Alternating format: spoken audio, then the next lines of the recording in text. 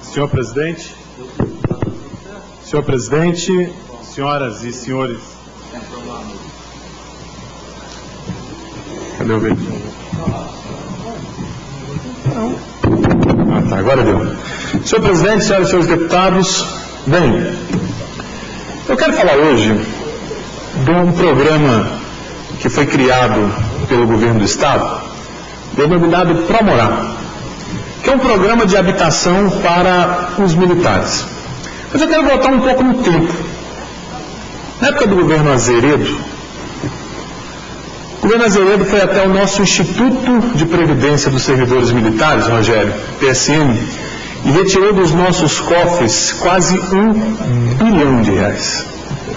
Quase R$1 bilhão no Instituto de Previdência dos Militares. Já no governo Aécio, o governo criou a ideia de devolver esse dinheiro sob a forma de financiamento de um programa de habitação para militares, para tirar os militares da área de risco, os militares ameaçados, um programa específico com desconto em folha, ou seja, o governo está nos devolvendo o nosso dinheiro e a gente pagando em parcelas e devolvendo de novo para o governo. Essa é a realidade. Mas até aí tudo bem.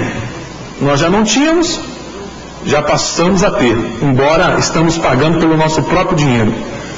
Criou-se o Promorar com uma taxa de financiamento de 2,5% ao ano para quem não tem moradia e 5% para quem já tem a moradia. E como não dá para atender todo mundo, isso é feito através de sorteio.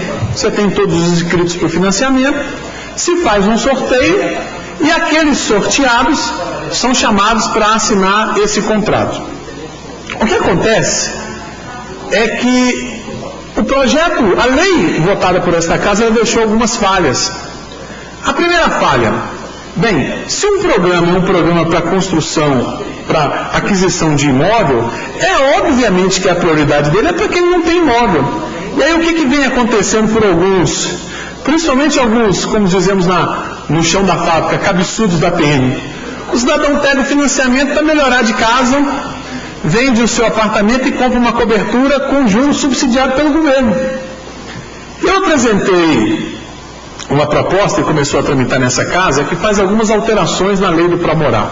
Primeiro, ela prevê que só quem pode ter esse financiamento subsidiado com juros de 2,5% ao ano, lembrando que o financiamento da Caixa Econômica Federal é 11,5%, somente aqueles militares que não têm casa. Não justifica eu colocar num sorteio, e aí o cidadão que está pagando aluguel, está morando de favor, está morando em área de risco, está morando no mesmo local onde ele prende os bandidos, ele entrar num sorteio para disputar com quem já tem imóvel. Perdeu a lógica o programa. Todo programa habitacional que ele tem qualquer subsídio governamental, ou seja, o governo paga parte desse financiamento, a ideia é alcançar quem não tem. Então a proposta que eu apresentei, ela prevê a primeira alteração. Primeiro, só pode entrar no programa chamado Promorar aqueles que não têm imóvel. E a lógica, é o que um amigo meu advogado fala, Júlio, é a obviedade do óbvio. É óbvio que se eu já tenho casa, não justifica concorrer com alguém no sorteio que ele não tem. É desproporcional. Eu estaria com um militar com 2 casas, em detrimento de um que não tem nenhuma, e continua na área de risco, e continua ali morando, às vezes, no local onde ele tem que prender o marginal. Essa é a primeira alteração que eu propus. A segunda alteração, ela tem a ver com os incapacitados da PM. Nós teremos um percentual, e é lógico, desse recurso destinado para aqueles militares inválidos, incapacitados. Porque se o militar, ele reformou, ele tem saúde, ele pode ter outras fontes de recursos para pagar o financiamento. Mas o cidadão que toma um tiro, às vezes está paraplégico, tetraplégico, às vezes tem algum problema de saúde que o incapacita de qualquer outra atividade, ele tem que ter um tratamento diferenciado. Hoje, todo e qualquer concurso público, ele tem um tratamento diferenciado. Então, nada mais justo que um programa governamental para que militares, e aí quando eu falo militares, do bombeiro da PM tenham casa, que atendam também essas pessoas. E a terceira alteração que eu propus é aquela chamada férias-prêmios, que é direito de todo mundo. Eu ganhou, mas não levou. Eu tenho direito das férias-prêmios, que é um prêmio a cada 5 anos, a cada 10 anos, mas eu não posso mais converter em espécie. É meu, mas eu não levo. Ora, é um encontro de contas. Se o Estado tem algum recurso que ele tem que me pagar, e por outro lado, eu tenho um financiamento que eu tenho que pagar ao Estado, por que não a possibilidade de usar esses recursos das férias-prêmios não convertidas para quitação parcial ou total do meu financiamento? É lógico. Então nós apresentamos esse projeto de lei, estamos esperando agora as comissões voltarem a trabalhar, para a gente trabalhar junto com os colegas e mostrar essa necessidade de aprimoramento, porque a democracia é isso, né? É um aprimoramento, a gente cria leis, a gente melhora as leis, a gente revoga as leis, e esse é o papel do parlamento, é sempre falar, discutir. Eu acho que o Promorá, ele precisa ser melhorado, porque nós temos alguns problemas, por exemplo, um soldado que mora lá na determinado local de risco, ele deixa de ser, ele é preterido por um coronel que já tem uma casa em tal lugar e quer comprar uma casa melhor. Não é justo subsidiar isso com os juros do governo, é injusto. A ideia é a gente atender quem está em situação precária e não melhorar a qualidade de vida daqueles que já têm casa. Então a ideia prioritária é atender quem não tem, para que aquele que já tem não tenha duas vezes enquanto não tem um. A segunda coisa que eu quero falar, presidente, falando ainda de moradia, nós temos, o governo do Estado, ele tem alguns apartamentos que são de propriedade do Estado e que estão cedidos para policiais civis, bombeiros e militares ameaçados. E essa ameaça acontece? Acontece.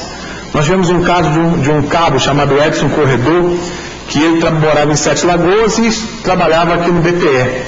Os bandidos entraram dentro da casa dele, quando ninguém estava, picharam a casa, olha que ousadinho, está dentro da casa policial, picharam a casa deles, dizendo, vamos matar toda a sua família. E aí, todo mundo correu para lá, os bandidos já não estavam mais, a polícia começou. Então nós temos casos assim, de policiais ameaçados, porque infelizmente, deputado João Leite, essa ideia de policiamento comunitário, do policial trabalhar perto onde ele mora, é meio complexo. Porque às vezes eu tenho que prender o meu vigia marginal e depois o Estado vai embora e eu fico sozinho. Isso é uma realidade. Então é preciso um equilíbrio nessas relações de policial próximo de onde mora, porque às vezes o próprio Estado que ele representa, que tem que dar segurança para a sociedade, não consegue dar para ele. E quando a gente fala que um bandido fez um policial mudar de um bairro, parece coisa de milésimo mundo, mas acontece no Brasil, não só em Minas Gerais, é uma realidade. Porque o Estado não consegue estar em todos os lugares. Quando eu estou na supremacia de força, eu vou. Mas e depois quando eu volto? E a minha família que fica lá desprotegida? Então o governo do Estado ele tem alguns apartamentos, alguns conjuntos, onde ele comprou apartamentos em alguns blocos, onde essas famílias estão lá. O que aconteceu ano passado? A Assembleia votou uma mudança numa legislação em que esses policiais têm que sair dessas casas. Venceu o prazo de 3 anos prorrogado e eles têm que sair. Eu fiz uma pesquisa ali no bairro Betânia, onde policiais civis ameaçados de morte, bombeiros e PMs estão morando. E eu descobri que no conjunto do bairro Betânia existem 150 apartamentos do Estado. Desses 150, 80 ocupados e 70 desocupados. E eu não consigo entender a justificativa hoje de tirar esses policiais de lá, porque se eu tenho 70 desocupados aí, então não é para acomodar mais gente, se eu tenho 70 vazios. Não, acho que precisamos discutir, a Comissão de Segurança Pública é um local com uma forma apropriada, esses 70, de fazer uma mudança na legislação, de autoria da comissão, minha, sua, do deputado Sargento Rodrigues, do Lafayette Andrade, do Leonardo Moreira, para que esses apartamentos sejam vendidos para esses militares, para esses policiais. Uma vez que a gente não tem aquela demanda, vamos fazer uma alteração na lei para que se venda para ele. Porque nós vamos ter que começar o ciclo todo de novo. Nós temos um problema no Promorá, que não alcança todo mundo e está alcançando às vezes quem não deve. Nós temos alguém já deslocado da área de risco e vai voltar para a área de risco. Então nós vamos remediar o problema. Então eu queria levar na próxima reunião da comissão essa discussão, para que a gente fizesse uma alteração de lei em comum acordo com o governo, porque não traz prejuízo para ninguém, não vai ser dado, vai ser vendido nos mesmos moldes dos financiamentos que o Estado tem no Promorá, para que esses policiais civis, militares e bombeiros não sejam tirados do seu local. E aí termino dizendo que o cidadão militar, policial, ele não é super-homem. Ele está sujeito a todos os acertos e erros de que qualquer cidadão. Nós os buscamos na sociedade. Nós o ensinamos para que cuide da sociedade. Nós o ensinamos a, muitas vezes, colocar a sua vida em risco para proteger o cidadão. Então é uma profissão diferente. É uma profissão que o profissional morre sem saber porque morreu. Eu acompanhei um caso há alguns anos atrás, lá no meu barreiro, aqui em Belo Horizonte, exatamente no bairro Vale do Jatobá, onde houve um assalto a uma farmácia.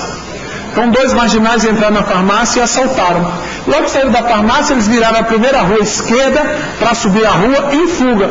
E lá vinha o Cabo Simão na sua motocicleta, sem saber de nada que tinha acontecido, porque ainda não havia dado tempo dos assaltados ligarem 190, por sua vez acionar a viatura para acioná-lo.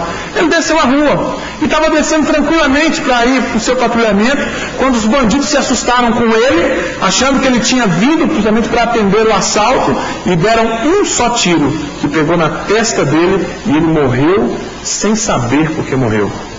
É uma profissão diferente.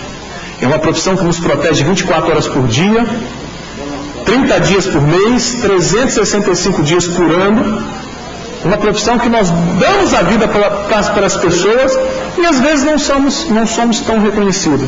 Então acho que o nosso papel como um poder é dar a César o que é de César e dar também àqueles que protegem o nosso sonho, inclusive o nosso, aquilo que eles merecem. E nesse caso, eles estão pedindo uma coisa tão pouca, que é moradia, e não é dada, é vendida, para que ele possa ter a dignidade de bater no chão da sua casa e dizer: eu comprei com meu sacrifício. Obrigado, presidente.